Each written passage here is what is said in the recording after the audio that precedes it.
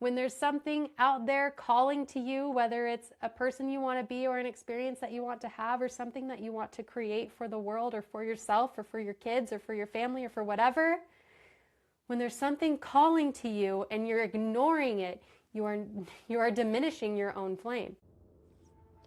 Welcome to Breakthrough Mode, the podcast where we intentionally get into the driver's seat of our lives, shift out of monotony and mediocrity, and step on the gas towards becoming the person we were always meant to become.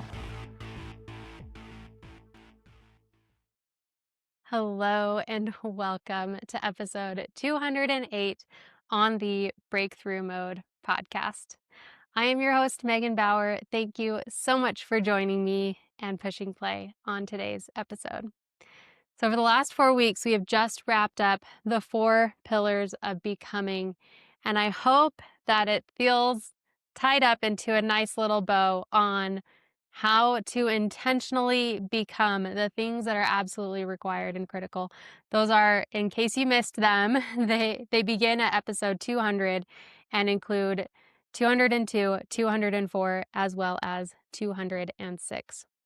And today I want to chat about why this is important, why intentional becoming is important.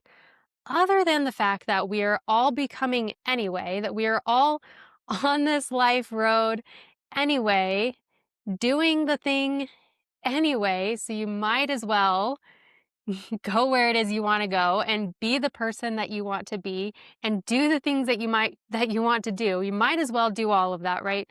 If you're going to be doing it, you might as well get out of it what you want. Really. Other than that, when we are on a path of intentional becoming, when we are really going after being our best selves, showing up in the world as brightly as we can, doing work that lights us up, contributing at a high level, it's not just about us. It's not just about us living an incredible life or being an incredible person or doing incredible things. It's about the way that we shine light for other people. It's about the impact that we make. It's about us loving who we are and loving life and being able to love others because we're in a place of love already. And when we are this version of ourselves, this higher version of ourselves, just by the way that we interact with people, just by the way that we show up, just by the way that we contribute, automatically lifts others. Just by you shining brightly, you automatically bring light to others and you encourage them to shine brightly as well. Every year at Christmas time, we started this last year, so this is a fairly new tradition for us. At Christmas time, we have an Emmanuel wreath.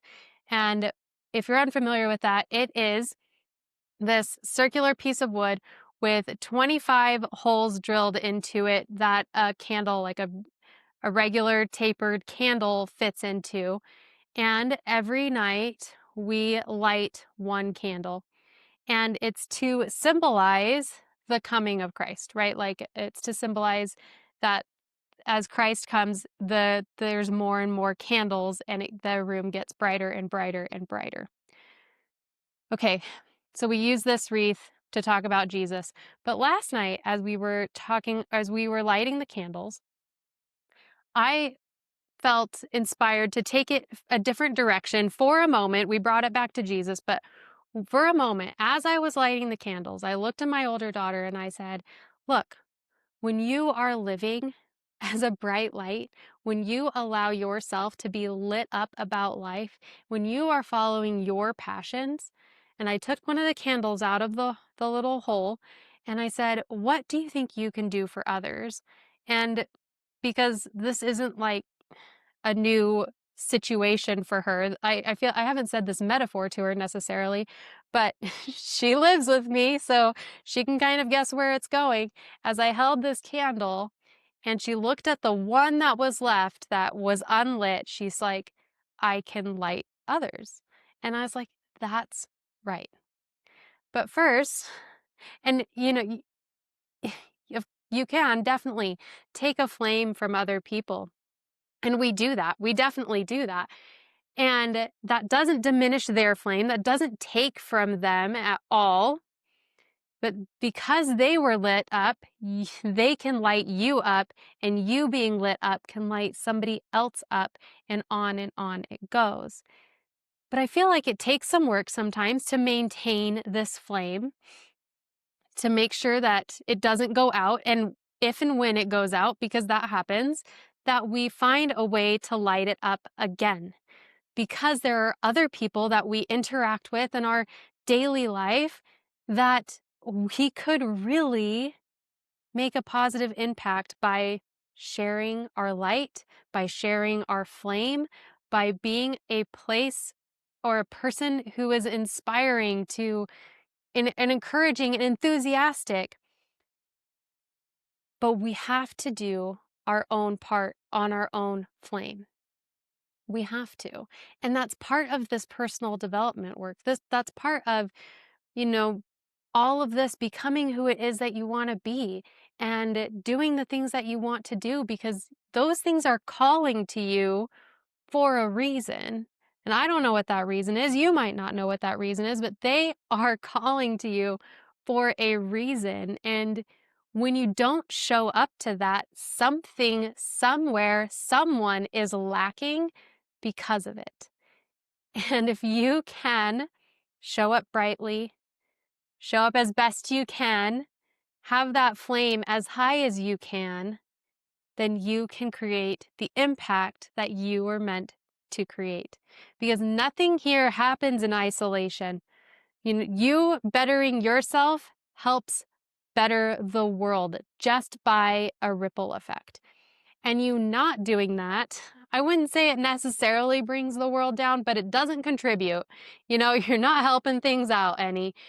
And you know how, like, sometimes when you're in a bad mood, then you snap at somebody else and now they're in a bad mood, and then they turn and snap at somebody else and now they're in a bad mood, and you've just created a negative ripple effect. And the positive is also an option. You being kind and loving can encourage someone else to be kind and loving, who can then encourage somebody else to be kind and loving.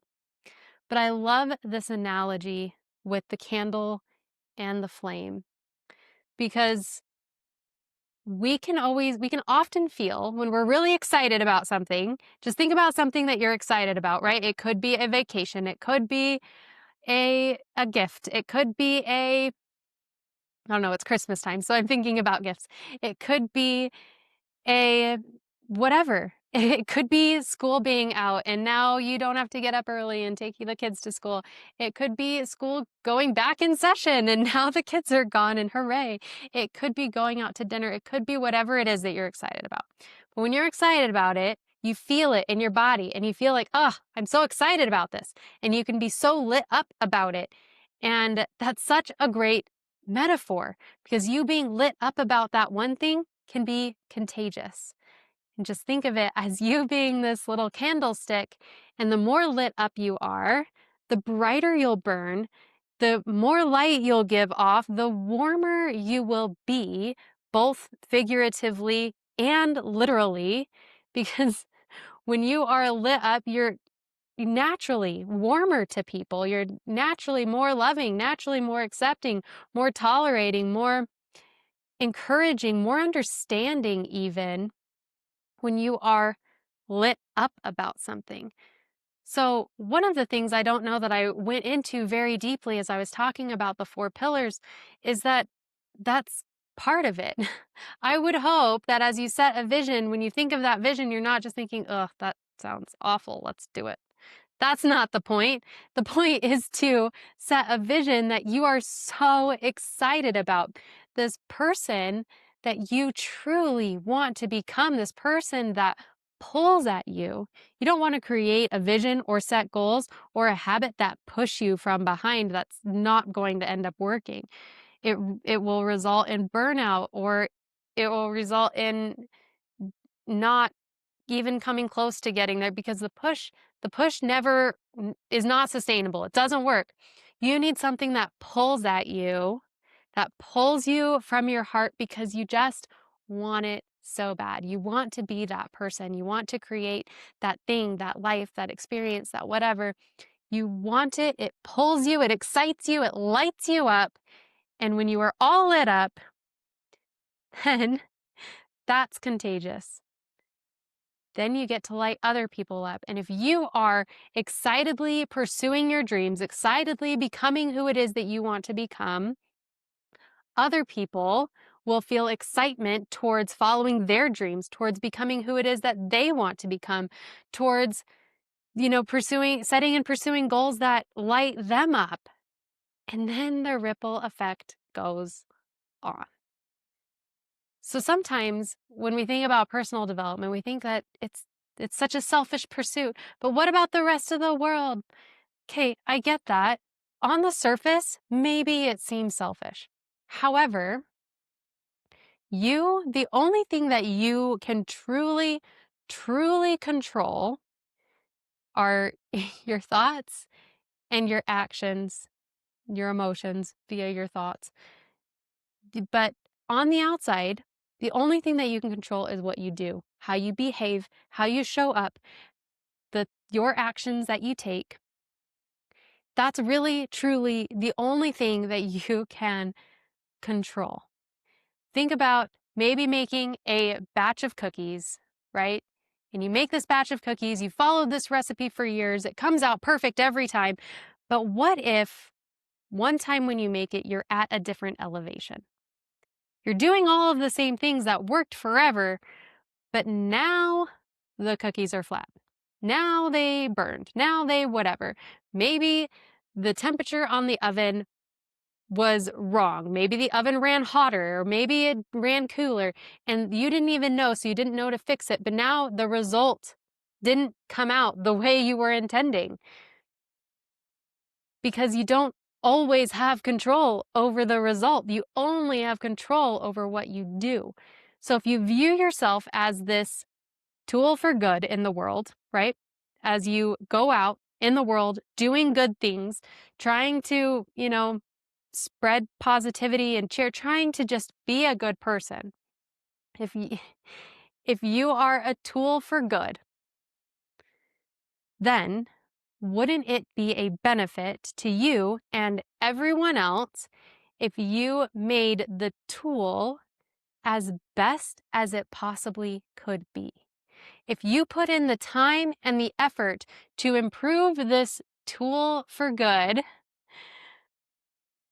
wouldn't that make it have more of an impact? Wouldn't that create more likelihood of a success, likelihood of, having the results that you want if you put the effort into yourself? Because the only thing that you can truly control is yourself. You can't always control the results. You certainly can't control other people. You may be the biggest, brightest flame ever, and there will still be some stubborn candle that refuses to be lit. There will still be some stubborn candle that refuses to allow your influence, and you cannot control that. Just as those trick candles on birthday cakes, when you try to blow them out and they relight and they're like, ha, sucker, you can't blow me out, whatever. You can also be the trick candle that no matter what anybody else does, you do not go out. You are going to remain lit no matter what anybody else does. And that's powerful. But the way that you do that, the way you become the best tool for good that you could be, is through improving yourself, is through being lit up yourself. And it's hard to be lit up yourself when you hate your life, when you don't like who you are, when there's something out there calling to you, whether it's a person you want to be or an experience that you want to have or something that you want to create for the world or for yourself or for your kids or for your family or for whatever. When there's something calling to you and you're ignoring it, you are diminishing your own flame.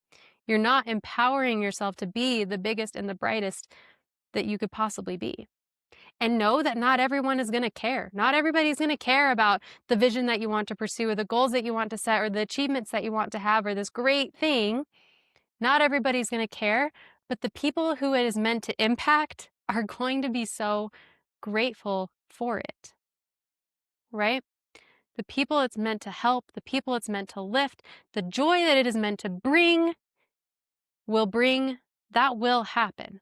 So you can think about art museums, right? Like there are people who love art museums, there are people who don't care a crap, right? Does that diminish the value of what those artists have created, right? Just because there are people out there who don't care about the art that these that these artists have created, does that make that less? No, because there are people who care. There are people who appreciate it. There are people who feel inspired. There are people who rely on art to get them through difficulties, to help them rekindle their flame. Just because somebody doesn't care doesn't mean that there's not somebody who cares. That's the great thing about the world, because the people who don't care about art, they have other things that they care about that maybe the art enthusiasts don't care about. That's kind of how it works. So if the people in your sphere don't currently care, that doesn't mean that nobody will. And maybe the thing that you're lit up about just needs to light you up. Because you showing up to your daily interactions as the lit up version of yourself is all that is required. That's an option too. I can think of tons of scenarios, tons of stories and reasons why this is important, but you have to decide for yourself. You have to decide that you being your best version is a benefit to everyone. That somehow, some way, you showing up as your best version of you will have a positive ripple effect that will reach more people than you can anticipate. You have to decide that that's true. You have to decide that whatever it is you want to create, however it is you want to live, whatever it is you want to do is worth it because you are worth it. And there are people out there depending on you being a bright, shiny light so that maybe they can borrow that flame. Maybe they can just admire that flame. Maybe, whatever. Okay? But for sure, developing yourself is one of the least selfish things because all you can do is control you. And when you have more control over your thoughts and emotions, when you are lit up about life, you have a greater capacity to hold things for others, to be there for others, to encourage and love on others. Have you ever been in that situation where everything's going wrong in your life and then you have a friend text and now everything's going wrong in their life and you're like, I can't even handle your life right now because I can barely handle my life. That happens. Hopefully that's not just me. But then you try to dig deep so that you can be there and support your friend, even though you feel like you are falling apart too. So if we can minimize that in our lives, then we will have more space to love and support and encourage other people. But you have to take care of yourself first. You have to make sure that your cup is full, that you are lit up, that your candle is burning in order to give to others, in order to be there for others, support others, even just be a bright, silent light for other people. You don't know the impact.